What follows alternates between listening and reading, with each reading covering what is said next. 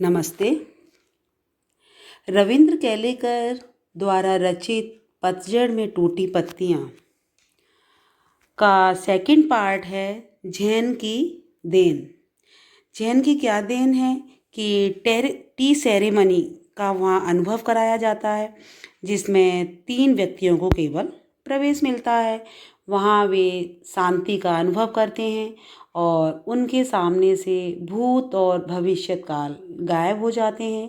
केवल वे वर्तमान का ही वहाँ पर अनुभव करते हैं, जिससे कि उन लोगों को अपनी व्यस्तम दिनचर्या के बीच भी कुछ चैन भरे पल बिताने को मिलते हैं।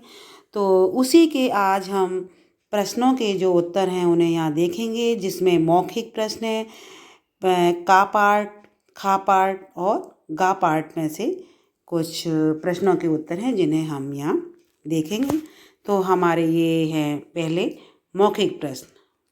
मौखिक प्रश्न में हमारे आते हैं ये 3 प्रश्न, जिसमें लेखक ने जापानियों के दिमाग में स्पीड का इंजन लगने की बात क्यों कही है। इसका आंसर है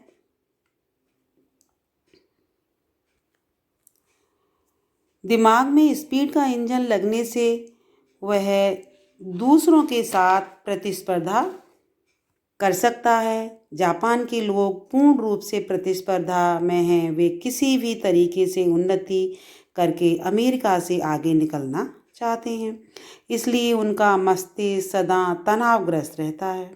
इस कारण वे मानसिक रोगों के शिकार होते हैं। लेखक ने जापानियों के दिमाग में स्पीड का इंजन लगाने की बात इसलिए कही क्योंकि वे तीव्र गति से प्रगति करना चाहते हैं, महीने के काम को 1 दिन में पूरा करना चाहते हैं।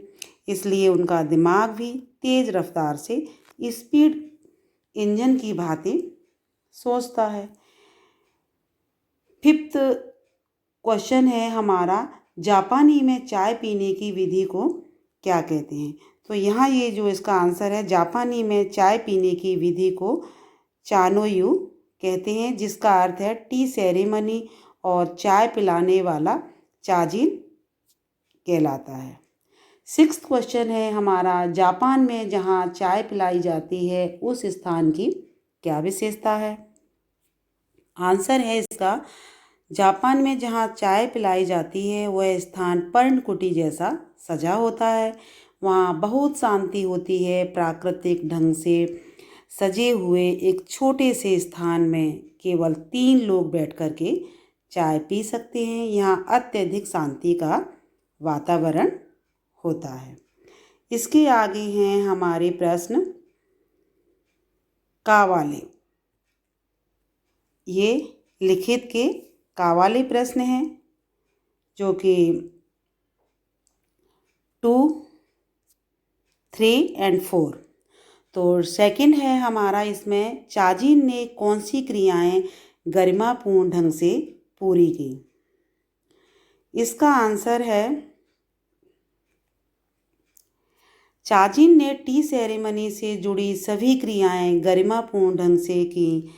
यह सेरेमनी एक पर्णकुटी में पूर्ण हुई। चाजिन द्वारा अतिथियों का उठ करके स्वागत करना, आराम से अंगीठी सुलगाना, चायदानी रखना, दूसरे कमरे से चाय के बर्तन लाना, उन्हें तौलिए से पोंछना व चाय को बर्तनों में डालने आदि की सभी क्रियाएं गरिमापूर्ण ढंग अर्थात बड़े ही आराम से, अच्छे व सहज ढंग से की गई।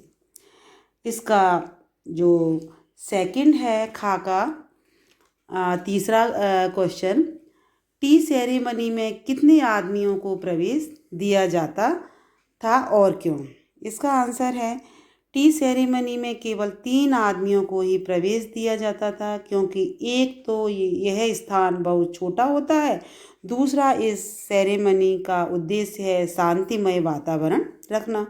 दौड़ धूप भरे जीवन से हटकर, भूत और भविष्य की चिंता छोड़कर वर्तमान पल को शांति से बिताना ही टी सेरेमनी का उद्देश्य होता है। अधिक आदमियों के आने से शांति के स्थान पर अशांति का माहौल बन जाता है, इसलिए 3 से अधिक आदमियों को यहाँ प्रवेश नहीं दिया जा सकता। यहाँ इसकी एक ये शर्त है।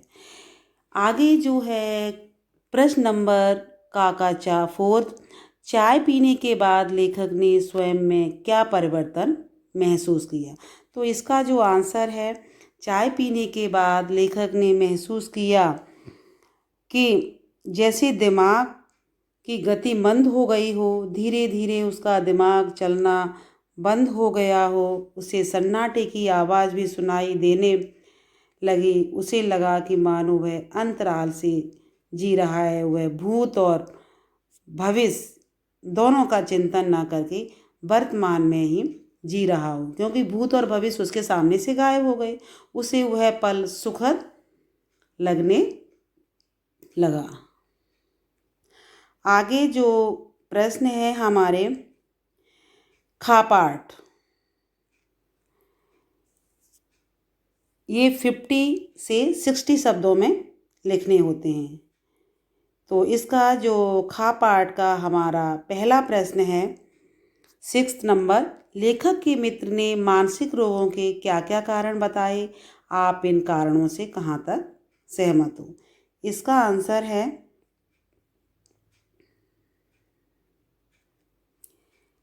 लेखक के मित्र ने मानसिक रोग का कारण बताया कि जापानियों ने अमेरिका की आर्थिक गति से प्रतिस्पर्धा करने के कारण अपनी दैनिक दिनचर्या की गति बढ़ा दी है। यहाँ कोई चलता नहीं बल्कि दौड़ता है। वे 1 महीने का काम 1 दिन में करने का प्रयास करते हैं। इस कारण वे शारीरिक व मानसिक रूप से बीमार रहने लगे हैं, क्योंकि अधिक काम करने से उनके तनाव अधिक हो जाता है और शारीरिक व मानसिक रूप से बीमार रहने लगे हैं। लेखक के ये विचार सत्य हैं, क्योंकि शरीर और मन मशीन की तरह कार्य नहीं कर सकते, और यदि उन्हें ऐसा करने के लिए विवश किया जाता है तो उनका मानसिक संतुलन बिगड़ जाना अवश्यंभावी है। मतलब अवश्य ऐसा होगा कि जब आप ज़्यादा थोड़े समय में अधिक काम करने की कोशिश करोगे, एक सीमा के अंदर आप काम नहीं करोगे, तो वहाँ पर जो मानसिक तनाव है वो होना स्वाभाविक है। 7th क्वेश्चन है हमारा कि लेखक के अनुसार सत्य केवल वर्तमान है, उसी में जीना चाहिए। लेखक ने ऐसा क्यों कहा होगा, इसे आपको स्पष्ट करना है। तो यहाँ ये लेखक के अनुसार सत्य केवल वर्तमान है, हमें उसी में जीना चाहिए, क्योंकि केवल सत्य ही तो शाश्वत है। वर्तमान स्वयं ही सत्य है। हम अक्सर या तो गुजरे हुए दिनों की खट्टी मीठी यादों में उलझे रहते हैं या फिर भविष्य के सुखद सपने देखते रहते हैं। हम या तो भूत में रहते हैं, भूतकाल में, या फिर भविष्य काल में। हम जब भूतकाल के अपने सुखों एवं दुखों पर गौर करते हैं तो हमारे दुख बढ़ जाते हैं। भविष्य की कल्पनाएं भी हमें दुखी करती हैं, क्योंकि हम उन्हें पूरा नहीं कर पाते। जो बीत गया वह सत्य नहीं हो सकता, जो अभी तक आया ही नहीं उस पर कैसे विश्वास किया जा सकता है। वर्तमान ही सत्य है। जो कुछ हमारे सामने घटित हो रहा है इसमें कोई दुविधा है ही नहीं। आगे जो हमारे प्रश्न हैं गा पाठ, इसमें आपको आशय स्पष्ट करना है। प्रश्न इसका 3rd है गा का, हमारे जीवन की रफ्तार बढ़ गई है। यहाँ कोई चलता नहीं बल्कि दौड़ता है, कोई बोलता नहीं बकता है। हम जब अकेले पढ़ते हैं तब अपने आप से लगातार बड़बड़ाते रहते हैं। तो इसका आंसर है,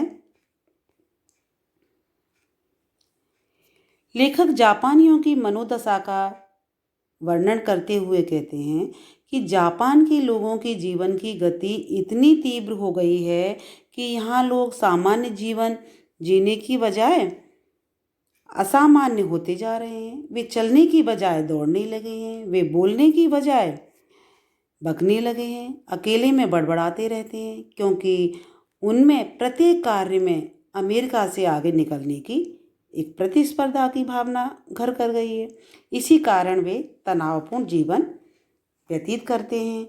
अब गा पाठ का ये हमारा जो प्रश्न है फोर्थ, सभी क्रियाएं इतनी गरिमापूर्ण ढंग से की कि उसकी हर भंगिमा से लगता था मानो जय जयवंती के सुर गूंज रहे हों।